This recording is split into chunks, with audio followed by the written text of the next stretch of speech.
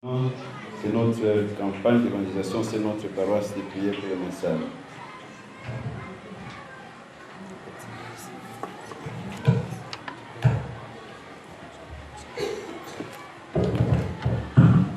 Bien-aimés dans le Seigneur, shalom. Shalom, bien-aimés. Avant que je ne lise les deux textes, j'ai béni le Seigneur pour cette grâce que j'ai d'être aujourd'hui parmi vous, comme le pasteur l'a dit. Ça fait 23 mois que j'étais ici, et honnêtement, pour rien au monde, je pouvais m'imaginer que je pouvais un jour être invité. Parce que je suis arrivé ici prêcher, pas parce que la CBK Goma Ouest voulait que je vienne, mais parce qu'on était venu à un congrès, et j'ai été désigné par la Ligue pour venir ici. Et quand j'ai eu le coup de fil du pasteur disant que j'étais retenu, je ne pouvais que bénir le Seigneur. J'ai béni aussi Dieu parce que, comme il a dit, ce n'est pas facile pour nous à l'université. Quand j'ai introduit ma demande de l'ordre de mission, je me disais, bon, j'attends, si le recteur va signer, tant mieux, s'il ne signe pas aussi, ce n'est pas grave. Et grande a été ma surprise de voir comment ramener l'ordre de mission d'Imon signé. Amen. Amen. Le premier texte, nous l'avons dans l'évangile de Jean. Jean chapitre 14.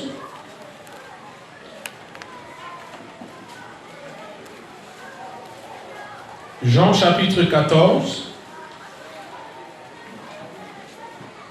Le 27e verset. C'est là où nous tirons le thème général de cette campagne.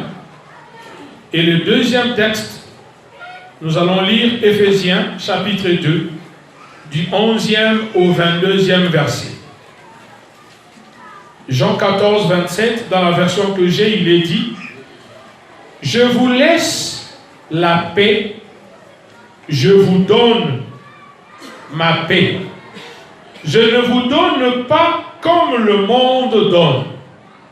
Que votre cœur ne se trouble point et ne s'alarme point. Amen. Éphésiens chapitre 2, à partir du 11e.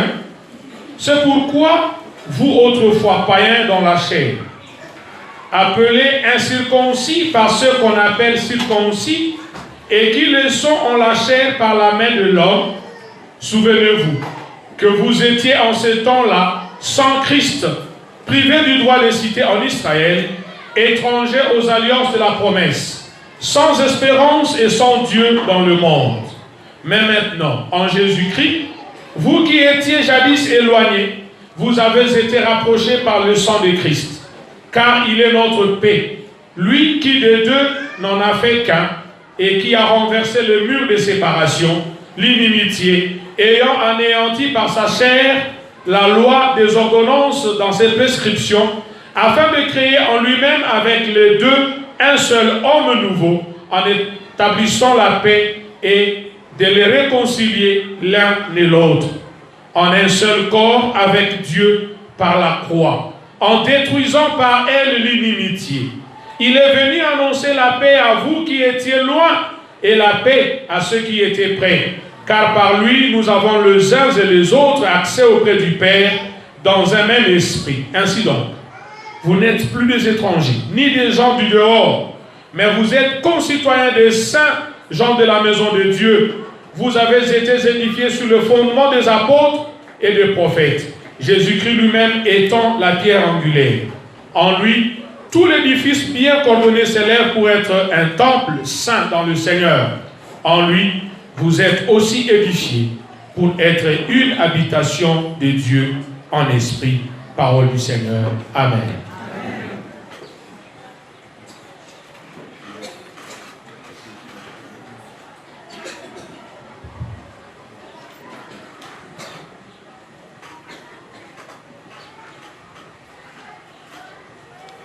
Lord, it is our remercie, notre Dieu, parce que miraculeusement, tu as répondu à notre prière.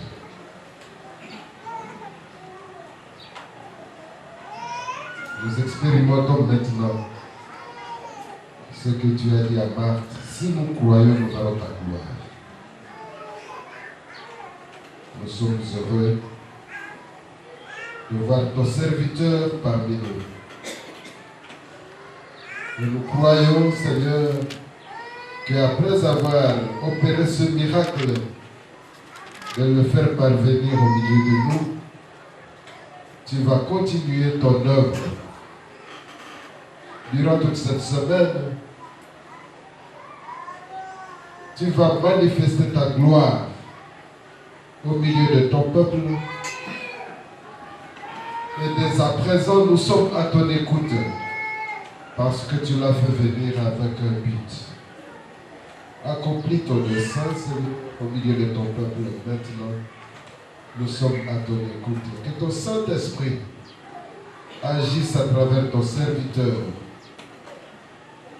Nous te prions que ton Saint-Esprit agisse dans nos cœurs et que ta parole, qui est esprit et vie, nous vivifie. Au nom de Jésus, nous prions. Amen. Une fois de plus, bien-aimés dans le Seigneur, shalom. Le thème général de cette campagne, c'est Christ, notre paix. Christ, notre paix. Mais j'ai beaucoup aimé l'opération. On l'a surnommée Opération André. Alléluia. J'ai voulu commencer par là. À la maison, vous lirez Jean, chapitre 1, à partir du 35e verset jusqu'au 42e, où la Bible nous raconte cette histoire de Jean-Baptiste, qui était un maître en son temps.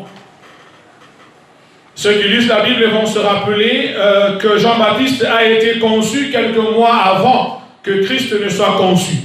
Et il a été mandaté pour être celui qui devait précéder Christ pour préparer le terrain. Et la Bible dit, ce jour-là, étant avec ses disciples, il a vu passer Christ. Et il a dit à ses disciples, voici l'agneau de Dieu qui ôte les péchés du monde. Alléluia. Pourquoi je commence par là? Parce que le manque de la paix dans le monde est la conséquence du péché. Alléluia. Et Jean-Baptiste, voyant Christ passer, il dit à ses disciples, voici l'agneau de Dieu. C'est-à-dire l'envoyé que Dieu a voulu pour qu'il puisse ôter le péché dans le monde. Et la Bible dit, quand les disciples ont entendu cela, ils se sont dit, à quoi bon rester avec notre maître lorsque lui pense que celui-là est plus grand que lui. Alléluia. Et ils sont partis, ils ont suivi Christ. Du nombre était André. Et quand Christ les a vus, il leur a posé la question pourquoi ils étaient là. Ils lui ont dit, on aimerait voir là où tu vis. Christ leur a dit, venez. Et ils sont partis et après, la Bible dit que quand André a vu là où Christ logeait, il a vite pensé à son frère Simon. Alléluia. Il a vite pensé. Lui-même a rencontré Christ. Et après l'avoir rencontré, la première idée qui lui est passée par la tête, c'est que son frère devait aussi rencontrer qui? Le même Christ. Et moi je suis persuadé, bien aimé dans le Seigneur, que nous tous qui sommes là aujourd'hui, après avoir rencontré Christ dans nos vies, après avoir été sûrs que nous-mêmes nous sommes sauvés, je pense que la deuxième idée qui nous viendra en tête, c'est celle de vouloir aussi sauver ceux de nos familles. Alléluia. Parce que la Bible dit, crois et tu seras sauvé, toi et ta famille. Il est inadmissible, mes frères et sœurs, que nous puissions prétendre avoir rencontré Christ. Il est inadmissible que nous puissions prétendre avoir rencontré le salut que Dieu nous a envoyé et le garder pour nous-mêmes. inadmissible. Et je me suis toujours appelé en famille, j'ai un grand frère qui s'appelle Emma. Et il a un de ses meilleurs amis. Mais à un moment de leur vie, ils ont vécu dans le péché. Et après, le grand frère a eu la grâce de rencontrer Christ. Et il a commencé à dribbler son ami. Chaque fois que l'ami venait pour le prendre pour qu'il aille boire, il trouvait toujours un alibi. Chaque fois que l'ami venait le prendre pour aller courir derrière les femmes, il trouvait toujours un alibi jusqu'à ce qu'un jour, il va apprendre par quelqu'un d'autre que, oh, tu ne sais pas, Emma commence à prier. Voilà pourquoi il ne veut plus boire, voilà pourquoi il ne veut plus courir derrière les femmes. Alors, son ami débarque un matin à la maison. Il dit, où est Emma? Et le vieux sort. Il dit, ah bon, Emma, qui m'a appris à boire? Qui? C'est pas toi? Moi, j'étais très gentil. La boisson, ce n'était pas mon affaire. Et c'est toi qui m'as entraîné dans la boisson. Qui m'a appris la vie des femmes? C'est toi. Moi, j'avais honte, j'avais peur, j'étais timide devant les femmes, mais c'est toi qui m'as encouragé. Tu m'as montré toutes les techniques, les tactiques, comment draguer, et aujourd'hui, je suis devenu expert. Et tu l'as fait par amour pour moi. Bien-aimé, vous savez, il y a plusieurs types d'amour. Alléluia. Il y a un type d'amour qui conduit à la vie, mais il y a aussi un autre type d'amour qui conduit à la mort. Et l'amour de mon frère vis-à-vis de son ami était un amour qui conduisait où? À la mort. Alors, il continue pour dire, et si aujourd'hui tu abandonnes la boisson, tu abandonnes les femmes, cela veut dire que tu as trouvé mieux. Et moi, tu m'as pris, tu m'as amené là, et tu m'as laissé là-bas, et toi tu es venu ici. Moi aussi, je quitte là-bas. Je viens aussi ici. Alléluia. Si je le dis, mes frères et sœurs, parce que c'est resté gravé dans la tête de mon frère, Emma, qu'il a raté une opportunité pour amener une âme à Christ. Alléluia. Mais le Seigneur s'est arrangé. Le Seigneur s'est arrangé pour que l'âme de son ami ne se perde pas. Voilà pourquoi Mardochée va dire à Esther que non, qui sait si c'est pour de temps comme ceux-ci que le Seigneur t'a voulu reine. Mais si tu décides de ne pas nous aider, ce n'est pas grave. Notre aide viendra d'ailleurs. Alléluia. Et nos frères et sœurs, si c'est vrai que nous avons rencontré Christ, ils aimeraient aussi, eux, le rencontrer, parce que le salut que nous avons, Dieu ne le veut pas pour nous-mêmes. Et voilà pourquoi, ce matin, nous allons parler de Jésus-Christ comme la paix de l'humanité. Alléluia.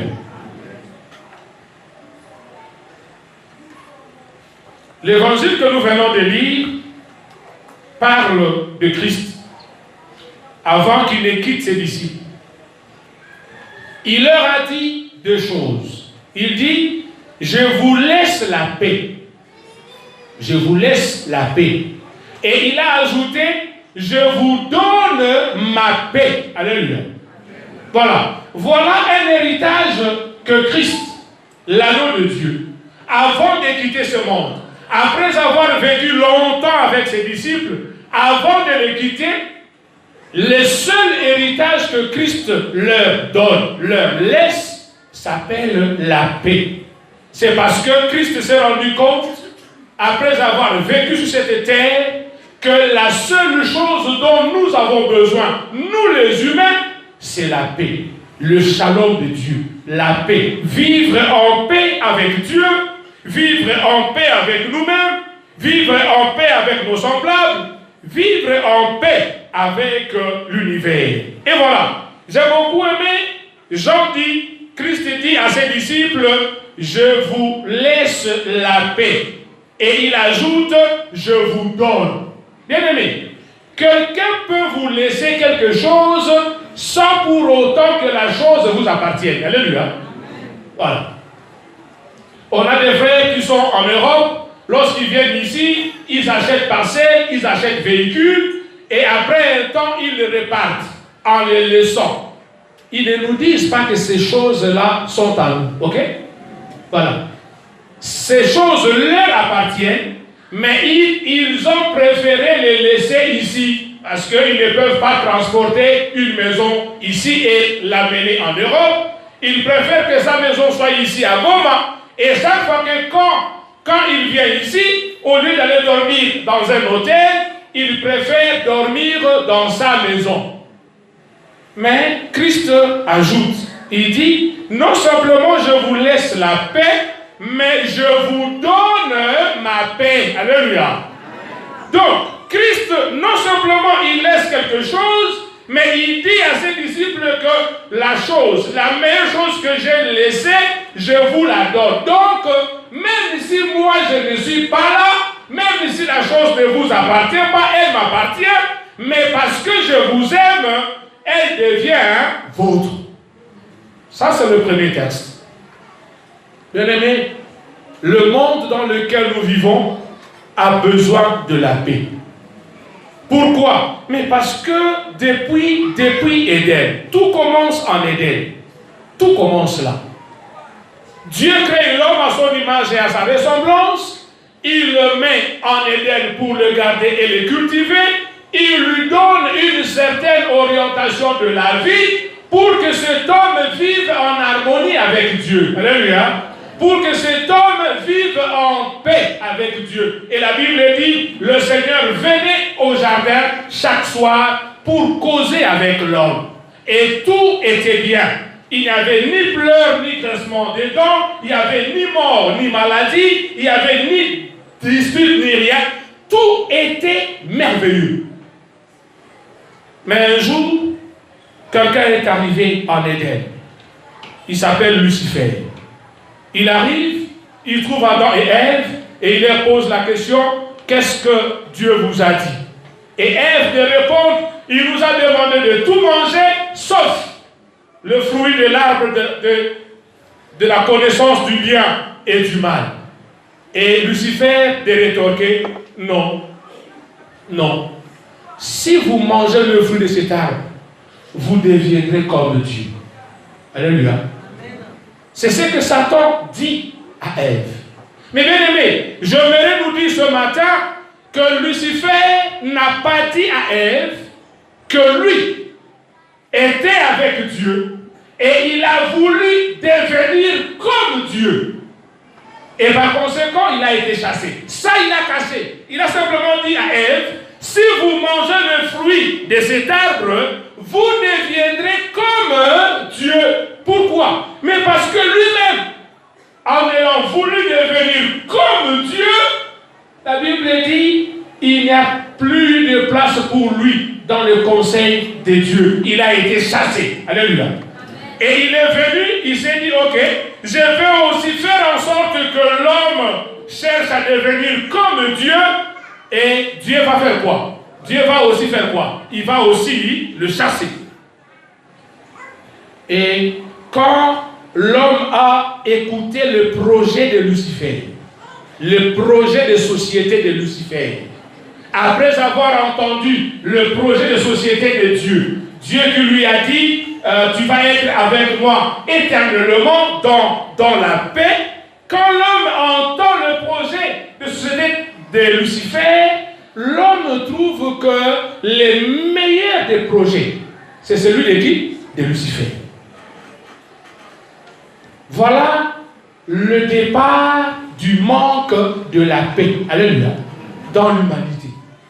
Le manque de la paix se résume en un seul mot, péché.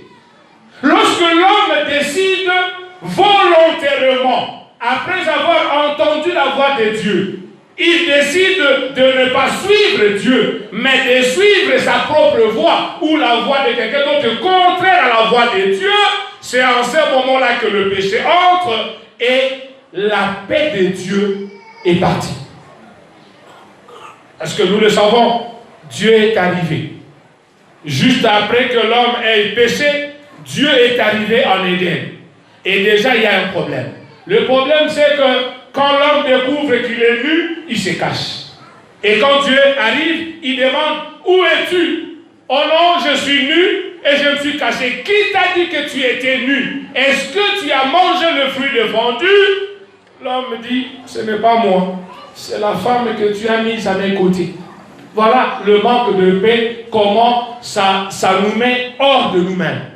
L'homme, au lieu de reconnaître qu'il a mal agi, non, il impute son péché, la conséquence de son péché à Dieu. Un peu comme pour dire, quand j'étais seul,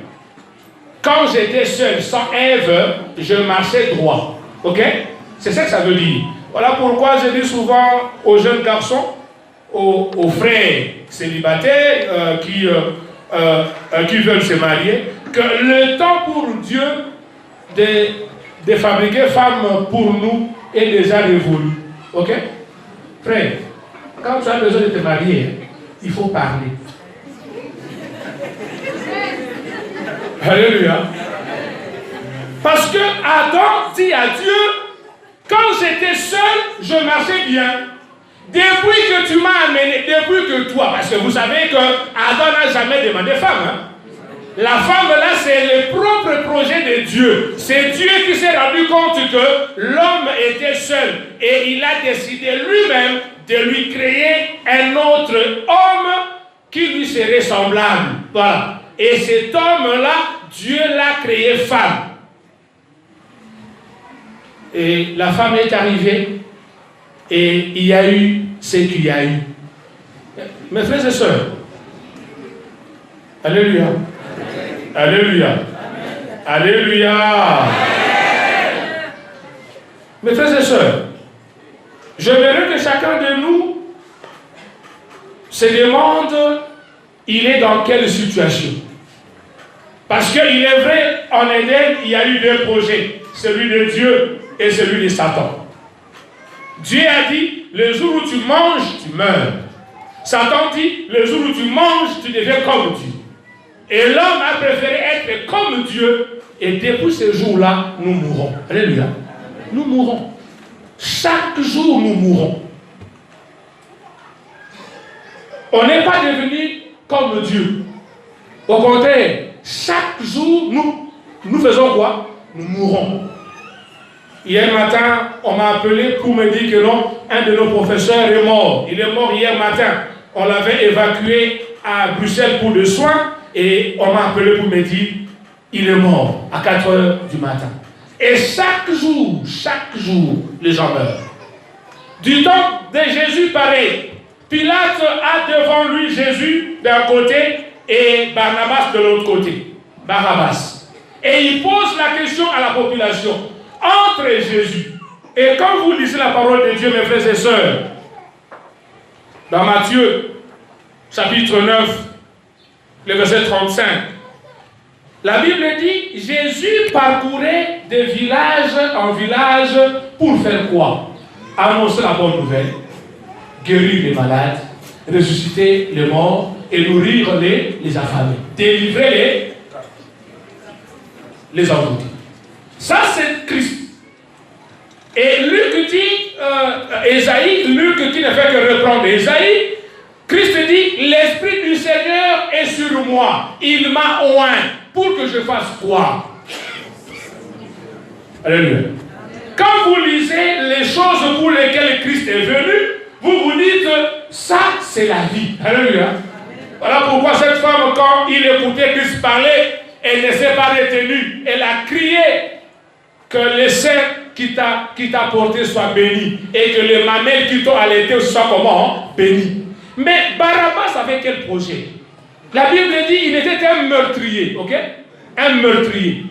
Mais quand Pilate pose la question entre Jésus qui est venu pour que vous puissiez avoir la vie éternelle, pour que les malades guérissent, pour que les affamés soient nourris, pour que les aveugles voient, pour que les boiteux marchent, et Barabbas qui ne fait que vous tuer, vous préférez qui? La Bible dit toute la foule a crié, nous voulons Barabbas. Et Christ, je fais quoi? Crucifie-les. Pilate dit, mais cet homme n'a rien fait. Pilate dit, cet homme n'a rien fait. La foule dit, on s'en fout qu'il ait fait quelque chose ou non, nous voulons qu'il le meure. Bon, maintenant Pilate continue. Et son sang. Oh, la foule dit son sang. Son sang. Sur vous. Non pas sur nous seulement. Ok? Même sur nos gens. Voilà comment des gens donc ramassent la malédiction pour rien et au lieu seulement de s'arrêter à eux-mêmes, ils transfèrent la malédiction même à leur progéniture. Bien aimé, c'est cela le manque de paix. Entre la vie et la mort, on choisit volontairement la mort. On sait que la vie qu'on mène est une vie qui conduit où? À la mort, mais on y va. Est-ce que toi et moi sommes-nous différents d'Adam et Ève? Je ne crois pas. Sommes-nous différents des gens du temps de Jésus qui ont demandé à Pilate de les condamner? Je ne crois pas aussi. Mais le plus important qu'il faut retenir, mes frères et sœurs, c'est que depuis que le péché est entré dans le monde, la paix de Dieu a quitté aussi l'homme. Alléluia. Non simplement l'homme, mais la paix de Dieu a quitté aussi l'humanité. C'est là où l'apôtre Paul, lorsqu'il écrit aux Romains, il leur dit, même l'univers soupire. Ok? Même la création attend l'avènement de qui? De Christ. Parce que l'homme que toi et moi nous sommes, nous avons corrompu la création. Les moustiques n'étaient pas créés pour nous tourmenter chaque nuit. Alléluia. Les moustiques n'ont pas été créés pour ça. Les serpents n'ont pas été créés pour nous mordre, nous piquer et nous tuer. Non. Le serpent a été créé pour donner honneur et gloire à qui? À Dieu. Mais pourquoi les volcans là, les volcans d'Iragongo là, n'ont pas été créés pour nous massacrer, non? Mais pourquoi la nature nous fait souffrir? Mais c'est parce que nous l'avons corrompu. Voilà comment la paix est partie. Et moi, je ne sais pas si vous êtes en paix. Alléluia. Je ne sais pas. Je ne sais pas si dans votre vie, tout va très bien. Je ne sais pas. Je ne sais pas aussi si pour vous, même s'il y a des problèmes, vous dites, bon, pasteur, il y a des problèmes, mais je sais me débrouiller seul. Bravo. Si vous n'avez pas de problèmes, si vous êtes en paix, bravo. Si vous avez des problèmes, mais vous pouvez vous débrouiller seul, bravo aussi. Mais c'est lui qui a créé la paix. Alléluia. C'est lui qui est la paix par excellence. Nous informe ce matin que nous ne sommes pas en paix. Voilà pourquoi Christ, avant de partir, connaissant dans quel état, dans quelle situation il laissait ses disciples qu'il aimait beaucoup, il leur a dit, je vous laisse la paix, je vous donne quoi? Ma paix. Pour que même si vous êtes en train de vivre dans un monde qui est hostile, dans un monde qui est plein de difficultés, mais que la paix de Dieu puisse demeurer en vous. Que vous puissiez vivre dans le monde, mais tout en étant entouré, environné de la paix. Voilà pourquoi quand Christ naît, la Bible dit que les anges sont allés annoncer la nouvelle aux mages et j'aime. Quand ils ont fini d'annoncer la nouvelle, la Bible dit les anges ont commencé à chanter. Gloire à Dieu dans les lieux très hauts et paix où? Voilà. Frères et sœurs, on a deux sphères. Il y a la sphère de Dieu et notre sphère à nous. Alléluia. La sphère de Dieu est une sphère de gloire. Ok? Par contre, nous qui vivons sur la terre, nous sommes en difficulté. Et voilà pourquoi les anges ont dit paix où? Sur la terre. Or, on ne peut souhaiter la paix que là où il y a quoi? Il y a manque de paix. Voilà pourquoi MONUSCO est à Go. Est-ce que vous avez appris que non, il y a ONU à Paris? Hein? Est-ce qu'il y a, c'est pas bon comment l'appeler, MONUSFRAN. Vous avez entendu ça? Non. L'ONU, les casques bleus ne sont déployés que là où il y a quoi? Il y a manque de paix. Là où les gens mangent difficilement, comme en Haïti, difficilement, on envoie de l'aide. Là où les gens sont trop malades, on envoie de l'aide. Là où il y a guerre, là où il y a insécurité, on envoie aussi de l'aide. Comme pour dire, bien aimé dans le Seigneur, que le monde dans lequel tu vis est un monde où il n'y a pas de paix.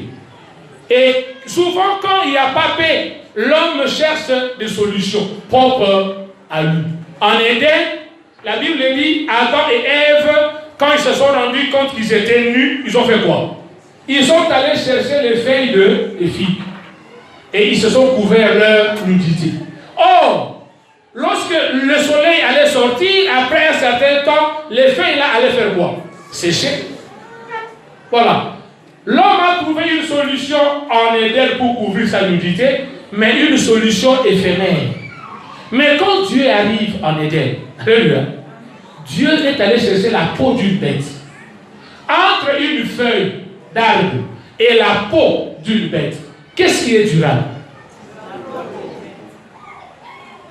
On a compris?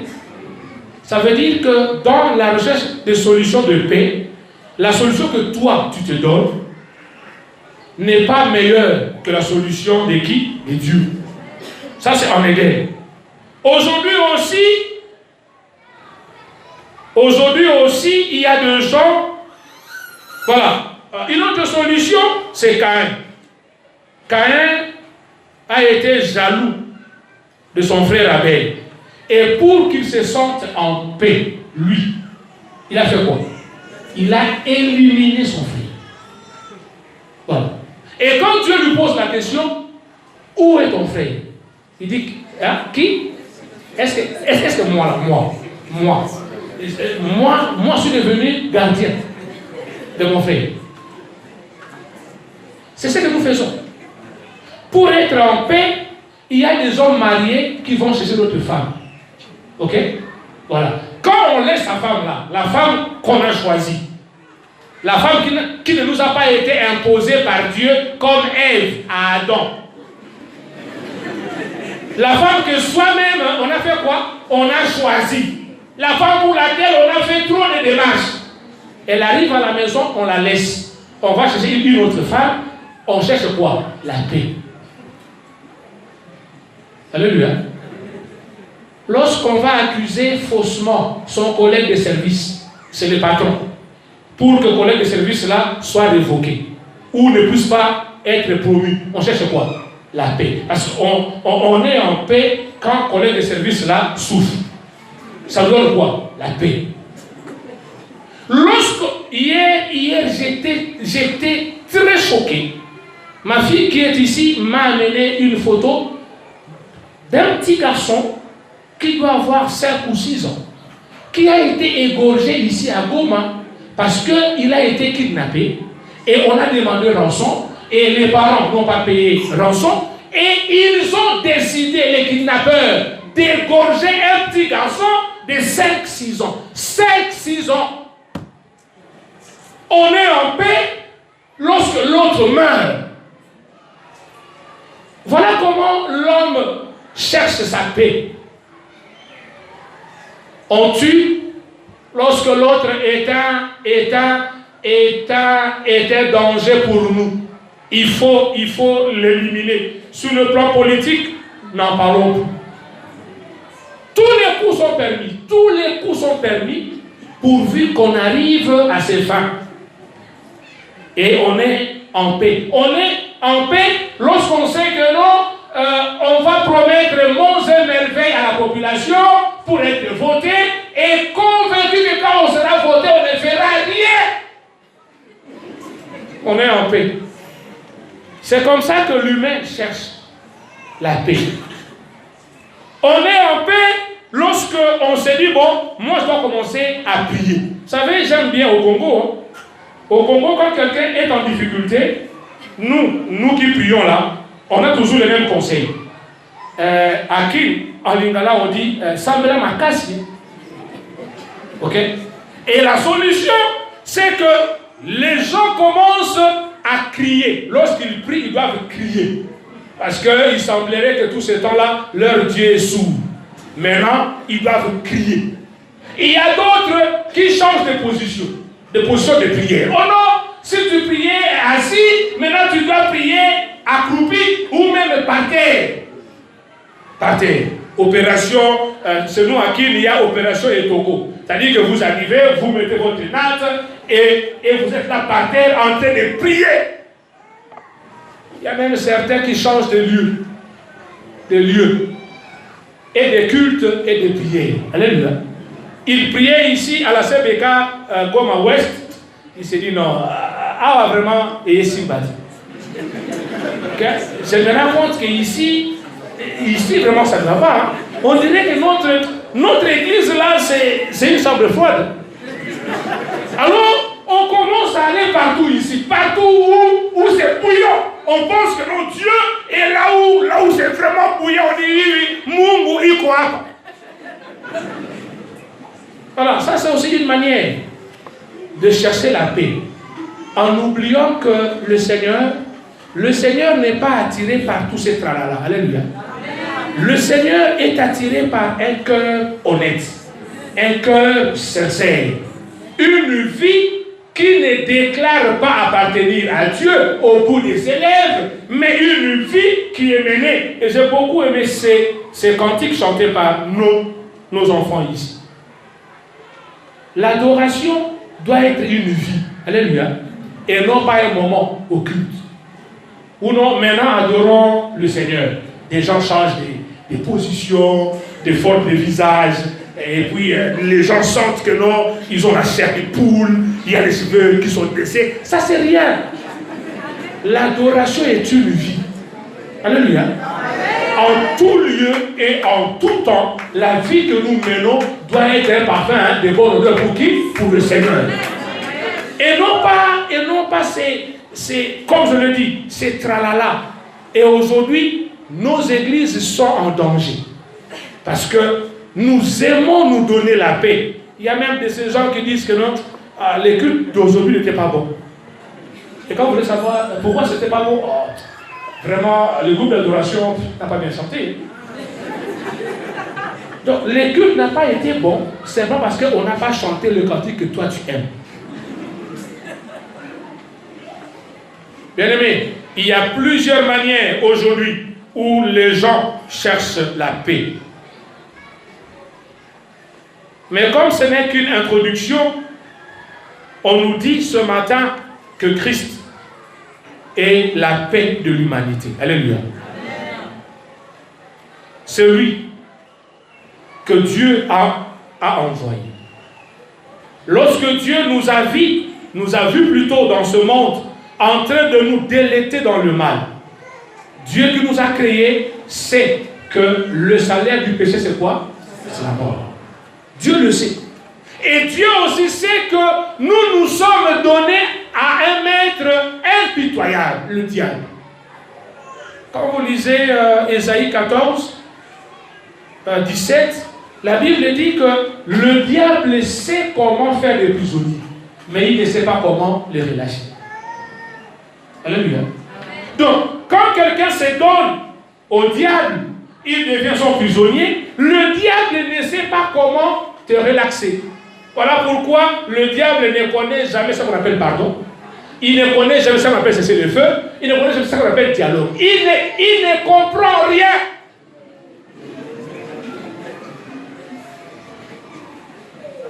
Un jour, on m'a appelé parce qu'un monsieur a pris son avion, est allé à Lubumbashi, et le même avion en mission.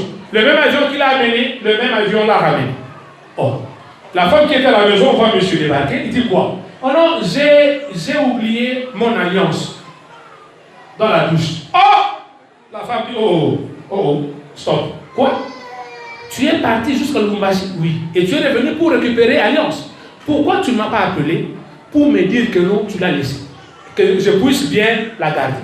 En réalité, il n'y a que la femme qui pensait que l'alliance que portait son mari était l'alliance qu'elle lui avait enfilée. Pendant ce temps-là, le mari s'est fait fabriquer une autre bague, mais une bague magique. Et on lui avait dit que partout où il est, il devait avoir cette bague-là. Voilà. Quelqu'un qui est allé jusqu'à Lubumbashi a dû payer un autre billet pour revenir et repartir. Pourquoi? Parce que quand le diable te dit A, les jours où tu fais B, tu ne peux pas lui demander pardon. Alléluia. On ne demande pas pardon au diable. On ne sait pas dire au diable que non, excuse-moi, j'avais perdu de vue, non. Quand vous ne faites pas ce qu'il vous demande, ce qui vous attend, c'est la mort, la punition. Voilà pourquoi le Seigneur, Dieu, dans sa miséricorde, frères et sœurs, et c'est là où j'ai toujours trouvé Dieu extraordinaire. Dieu qui est tout-puissant. Dieu qui est insulté par nous, par notre manière de vivre. Dieu qui peut, en une seconde, nous faire disparaître, nous tous ici. Mais au lieu de se venger contre nous, le jour où nous avons décidé de ne pas le suivre, au lieu de réclamer le feu, comme certains parmi nous réclament le feu sur leur semblable. Vous savez, l'église aujourd'hui c'est terrible. L'église. Il faut, moi j'ai horreur de certaines prières où vous entendez des gens réclamer le feu. Seigneur, que ton feu descende et consume mon frère, ma soeur, mon mari. L'ami d'une tante est venu chez nous une fois quand j'étais encore étudiant et malheureusement il a abondamment plu, elle ne pouvait pas rentrer, elle devait passer la nuit chez nous. Vers 4 h du matin, impolie qu'elle était, elle se réveille avant nous et elle commence à prier au salon, à haute voix. Alors, ce qui m'a beaucoup plus impressionné, c'est son sujet de prière. Elle dit, Seigneur, que ton feu descende et consume tous les villages de mon mari. Voilà, c'est ça la prière. Pourquoi et ce qui était bizarre, j'ai dit, mais pourquoi elle ne réclame pas aussi que son mari soit consumé? Elle préfère que tous les villages de son mari soient consumés. Pourquoi? Parce que ses belles-sœurs étaient en connivence avec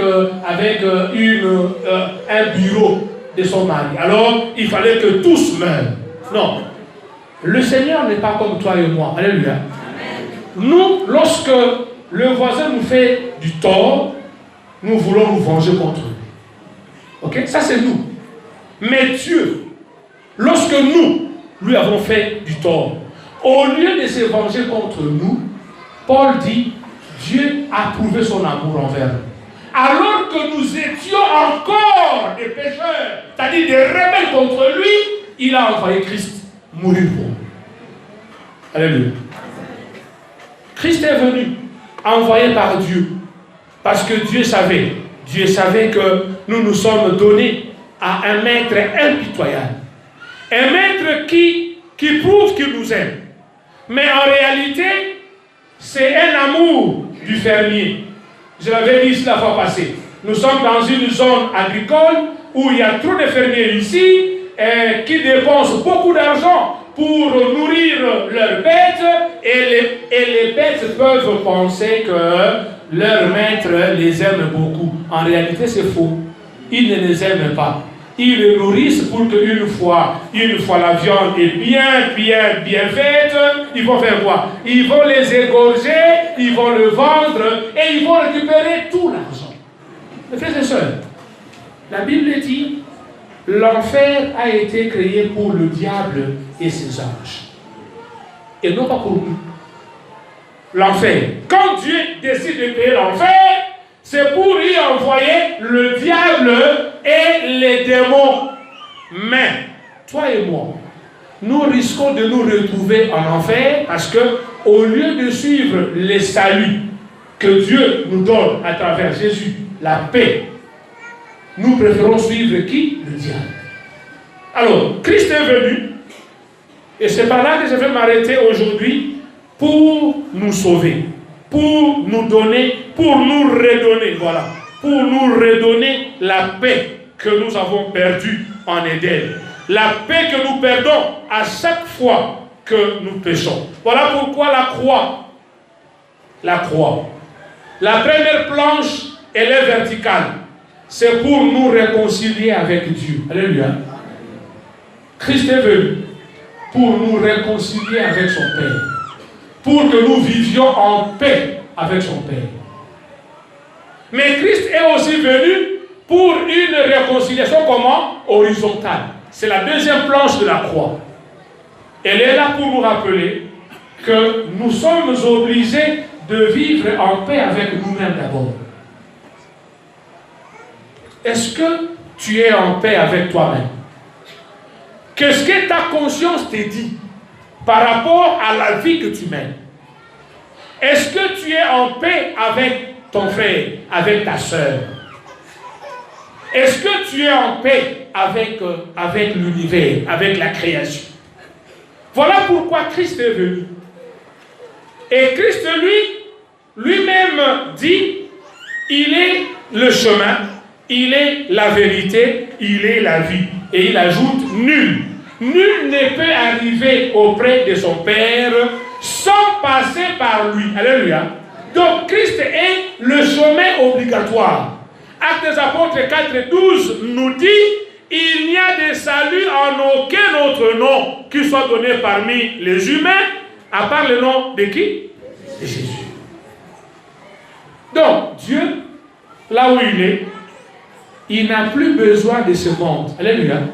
Le créateur de ce monde n'en a plus besoin. Il ne faut jamais prier pour qu'un jour ce monde change. Ce monde ne changera jamais. Alléluia. Au contraire, du jour au lendemain, ce monde va vers la perdition. Mais Dieu, par amour pour nous, a envoyé Christ. De la même manière, il a demandé à Noé de construire l'arche. Parce qu'il allait envoyer les déluges. Tous ceux qui sont entrés avec Noé dans l'arche ont été comment? Sauvés. Malgré qu'il y a eu quoi? Déluge. De la même manière aussi, aujourd'hui, celui qui accepte d'entrer en Christ, alléluia, sera sauvé, même si Dieu finit par faire quoi? Par détruire le monde. Frères et sœurs, Jean à Patmos a été confronté à une difficulté. C'est qu'on était en train de chercher quelqu'un qui devait ouvrir le livre de vie. Et la Bible dit, personne n'a été trouvé sur la terre. Personne. Et Jean s'est mis à pleurer. Pourquoi? Parce que Jean savait que si ce livre n'est pas ouvert, lui-même ne sera pas sauvé. Ok? Et toute l'humanité aussi ne sera pas sauvée. Il pleurait jusqu'à ce que l'ange lui a dit, quelqu'un a été trouvé.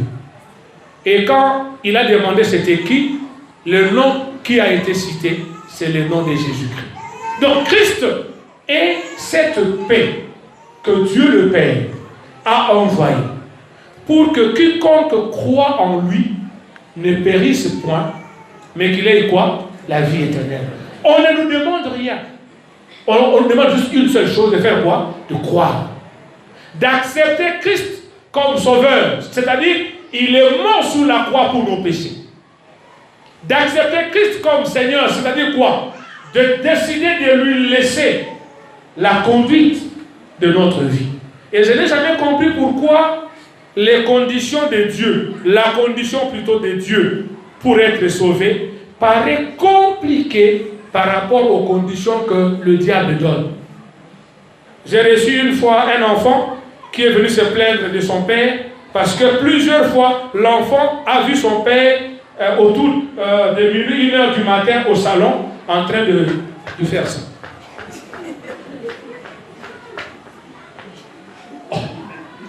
Et puis, la première fois, l'enfant a cru rêver. Deuxième jour, il va voir son père aux mêmes heures. Et quand on a voulu savoir c'était quoi, le père va nous dire non, il a été voir un féticheur. Et le féticheur lui avait dit, à pareille heure, il devait toujours faire des incantations, mais sur un même pied. Donc, alors, voilà pourquoi il devait faire un effort. Un autre, dans mon quartier, a laissé un testament. Parce que lui, on lui avait obligé d'avoir des rapports sexuels avec sa propre fille. Et les jours où la conscience a un peu travaillé, il a écrit pour dire, ni Dieu, ni ma femme, ni ma famille, ni les humains vont me pardonner. Et il s'est pendu. Alors, Dieu qui nous donne le salut éternel, la paix éternelle. Mes frères et sœurs, je ne sais pas combien d'années tu vas vivre sur cette terre. Je ne sais pas pourquoi nous cramponnons à vivre sur cette terre. La Bible dit, les plus vigoureux arrivent jusqu'à 80 ans. Ok? Aujourd'hui. Quand vous avez autour de 80 ans, c'est que vous êtes comment? Vigoureux. Mais même 100, même 120 ans, c'est quoi par rapport à toute une éternité? Nous allons prier. J'aimerais que chacun de nous rentre au plus profond de lui-même. Et se demande si vraiment il est en paix. En paix avec Dieu. En paix avec soi-même. En paix avec les autres, les prochains. En paix avec sa femme, avec son mari, avec ses enfants, avec ses parents, avec ses collègues de service, avec ses frères et sœurs dans le Seigneur. Si vous êtes en paix, demandez à Dieu la grâce de continuer cette vie-là de paix. Je dis bien, si vous pensez être en paix en tout, dites merci au Seigneur et demandez-lui la grâce de persévérer. Mais si vous savez que vous n'êtes pas en paix et que depuis que vous êtes né, vous n'avez jamais donné votre vie à Christ, parce que Christ, c'est la paix que Dieu a envoyée pour l'humanité. Il n'y a que ceux qui sont en Christ qui vivent en paix maintenant et qui vivront en paix quand le Seigneur décidera de mettre fin à ce monde corrompu. Si vous n'avez jamais donné votre vie à Christ, le moment est arrivé, mon frère, ma soeur. Il ne faut pas regarder le nombre d'années que vous avez fait à l'église. Ne regardez pas les titres que vous avez, mais regardez plutôt à votre éternité. Si vous n'avez jamais donné votre vie à Christ, levez-vous là où vous êtes et nous allons prier avec vous pour que aujourd'hui le Seigneur prenne la direction de votre vie et la paix que lui donne, la paix que le monde ne saura vous donner, puisse devenir votre paix. Que vous aussi vous puissiez expérimenter ce que les disciples ont expérimenté toute leur vie, parce que Christ leur a dit, je vous laisse la paix, je vous donne ma paix. Le même Christ est là et il veut vous laisser la paix, il veut vous donner sa paix. Si vous êtes là, levez-vous. Pendant que nous tous, nous avons nos têtes courbées, ne regarde pas autour de toi pour voir ce qui va se lever, mais regarde au plus profond de toi-même et décide-toi. Je suis en train de t'attendre, mon frère, ma soeur. Toi qui n'as jamais donné ta vie à Christ, si tu es là ce matin, c'est le moment favorable. Donne ta vie à Christ en te levant pour que nous puissions prier.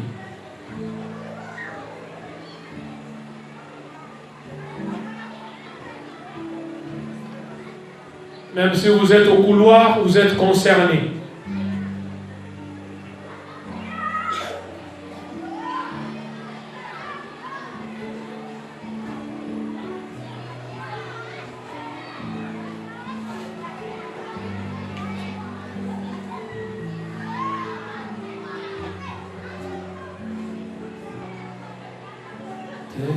que je suis sans rien à moi, sinon ton sang versé pour moi et ta voix qui m'appelle à toi, agneau des dieux, je viens.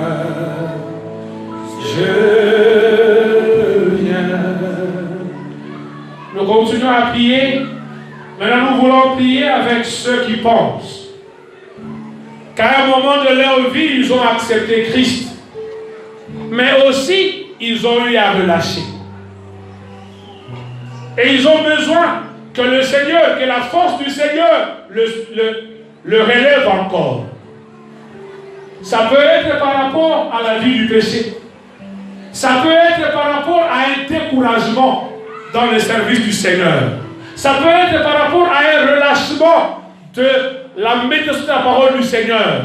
Ça peut être par rapport à un découragement dans la vie de prière. Aujourd'hui, tu le sais, mon frère, ma soeur, lire la Bible et la mettre en pratique est devenu une corvée pour toi. Alors qu'il y a un temps, c'était vraiment ta vie. Prier est devenu aussi une corvée.